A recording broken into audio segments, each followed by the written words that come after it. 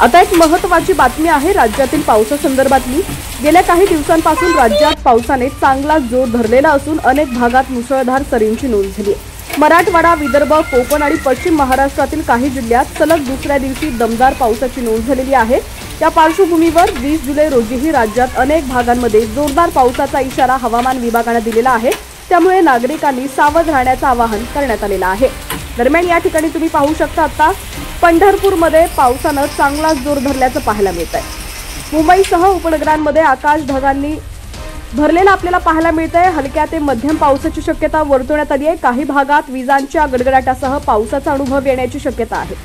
ठाणे, रायगड, रत्नागिरी आणि सिंधुदुर्ग या कोकणातील जिल्ह्यांसाठी हवामान विभागाने येलो अलर्ट जारी केलाय। या भागांमध्ये काही ठिकाणी जोरदार सरी कोसळू शकतात। पश्चिम महाराष्ट्रातही पावसाचा जोर कायम राहण्याची शक्यता आहे। पुणे, सातारा, कोल्हापूर, सांगली आणि सोलापूर जिल्ह्यात हवामान विभागाने येलो अलर्ट जारी केलाय। घाटमाथ्याच्या भागात विशेषतः मुसळधार पावसाची शक्यता असून दरड कोसळण्याचा धोका लक्षात घेऊन नागरिकांनी सावध राहावं असा इशारा देण्यात आलेला आहे। उत्तर महाराष्ट्रातील नाशिक, जळगाव, धुळे, नंदुरबार आणि अहिल्यानगर जिल्ह्यांमध्येही ढगाळ वातावरणासह विजांच्या कडकडाटासह मध्यम स्वरूपाच्या पावसाची शक्यता आहे। शेतीच्या दृष्टीने हा पाऊस फायदेशीर ठरेल, मात्र विजेपासून सुरक्षित राहण्याचं आवाहन करण्यात आलंय। मराठवाड्याच्या दृष्टीनेही 20 जुलै महत्त्वाचा ठरणार आहे। छत्रपती संभाजीनगर, बीड, धाराशिव, जालना, परभणी, हिंगोली, नांदेड आणि लातूर जिल्ह्यांमध्ये विजांच्या गडगडाटासह मध्यम पावसाची शक्यता वर्तवण्यात आली आहे। गेल्या काही दिवसात मराठवाड्यात पावसानं काहीशी उशिरानं हजेरी लावल्यामुळे शेतकरी चिंतेत होता। आता या भागात पावसाचा जोर वाढल्यास खरीप हंगामाला चांगलीच चालना मिळालेली आहे।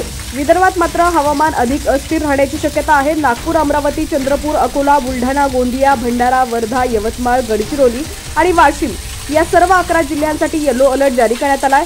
विजांच्या कडकडाटासह जोरदार पावसाची शक्यता असल्यानं शाळा, महाविद्यालयांसह नागरिकांनी पुरेशी खबरदारी घ्यावी असा सल्ला हवामान विभागाने दिलेला आहे। दरम्यान संपूर्ण राज्यात पावसाचा जोर लक्षात घेता नागरिकांनी अनावश्यक प्रवास टाळावा, घराबाहेर पडताना योग्य ती काळजी घ्यावी आणि अधिकृत सूचना लक्षपूर्वक पाळाव्यात। आता राज्यातील तुमचा जिल्हा कोणता आणि तुमच्या जिल्ह्यातील हवामानाची काय स्थिती आहे, पावसाची काय स्थिती आहे, पेरण्या झालेल्या आहेत की नाही, कमेंट्सच्या माध्यमातून नक्की कळवा। व्हिडिओ आवडल्यास लाईक करा, शेअर करा आणि जास्तीत जास्त सबस्क्राइब करायला विसरू नका।